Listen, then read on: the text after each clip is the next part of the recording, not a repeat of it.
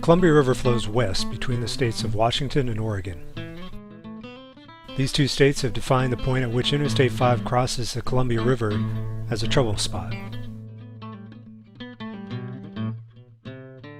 Here, southbound traffic backs up in the morning, and in the evening, northbound traffic is even worse. The problem was studied, and the study area evolved into a project area for what was to become known as the Columbia River Crossing.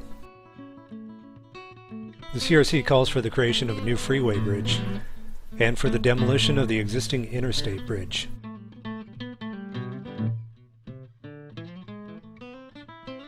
It also calls for a mixture of freeway widening, light rail over the river into Vancouver, and the demolition and reconstruction of freeway interchanges within the project area.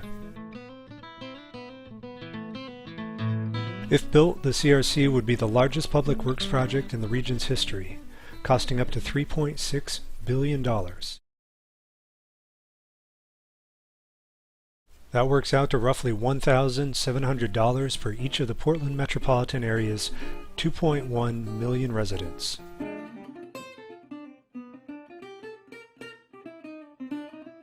So far, the CRC planning process has consumed roughly $100 million. But this is only a fraction of what the CRC is expected to cost. Let it rain, let it pour, let it rain, a whole lot more. I've got those deep river blues. Let the rain drive right on, let the waves sweep along. I've got those deep river blues. My old gal's a good old pal, she looks like a waterfowl. When I get those deep river blues, and ain't nobody here to cry for me. Fish will go out on a spree when I get those deep river blues.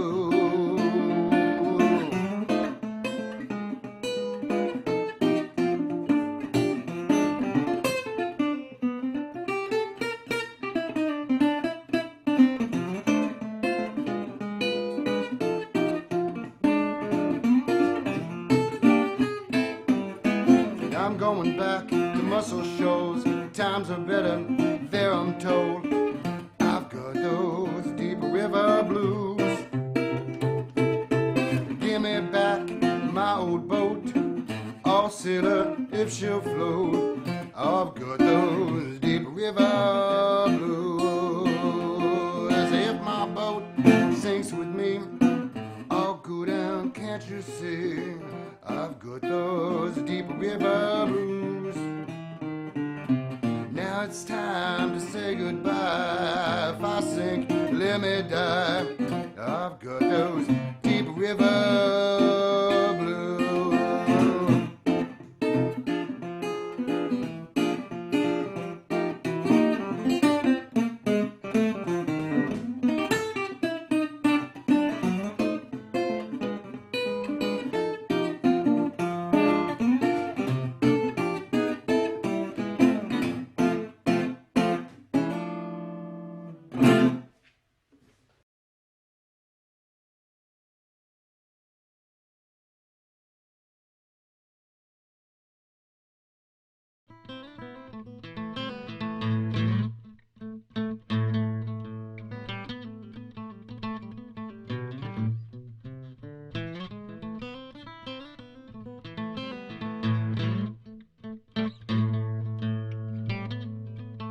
Planning for the CRC has mostly concerned itself with what goes on inside the boundaries of this project area.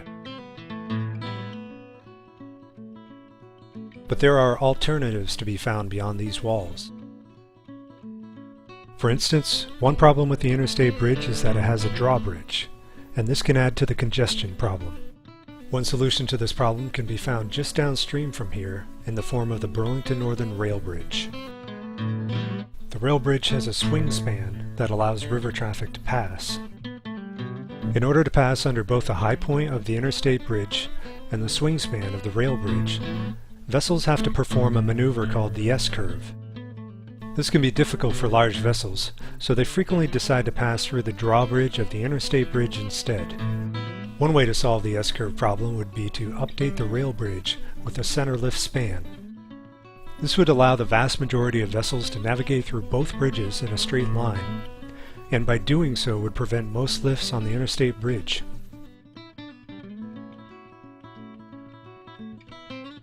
Remember that this rail bridge is vital to the movement of freight throughout the region and up and down the west coast. But freight moving over the rail bridge has one big advantage over freight on the freeways. It's not going to get stuck in commuter traffic.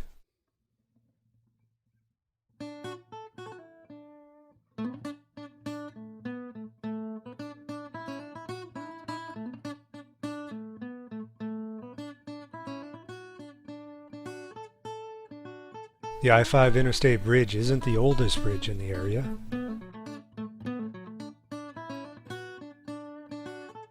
And it's definitely not in the worst shape.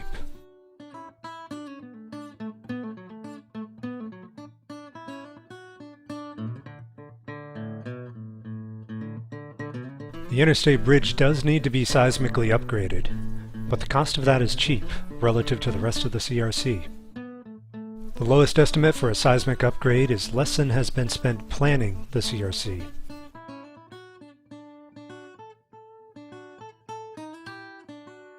And even the highest estimate is less than any one of the 3 most expensive freeway interchanges proposed for the CRC.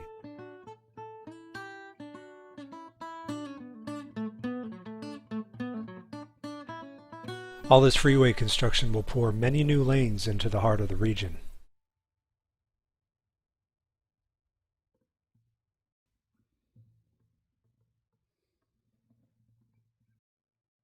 Freeway capacity is a resource, one that tends to get used up as quickly as taxes can be found to expand it. It's a process known as induced demand.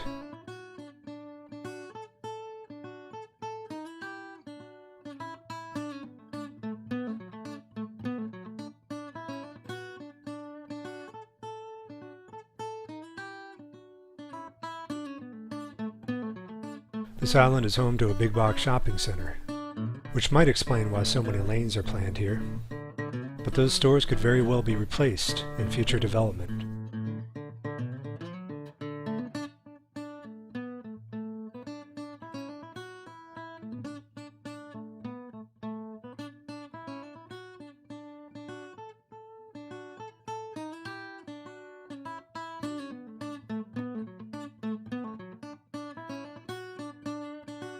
Another reason for all the lanes on Hayden might have to do with a planned port facility that will replace over 300 acres of undeveloped land on West Hayden Island.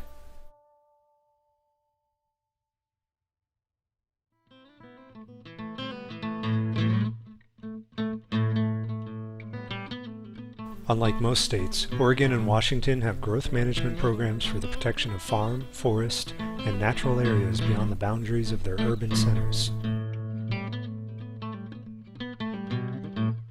But sprawl keeps on sprawling.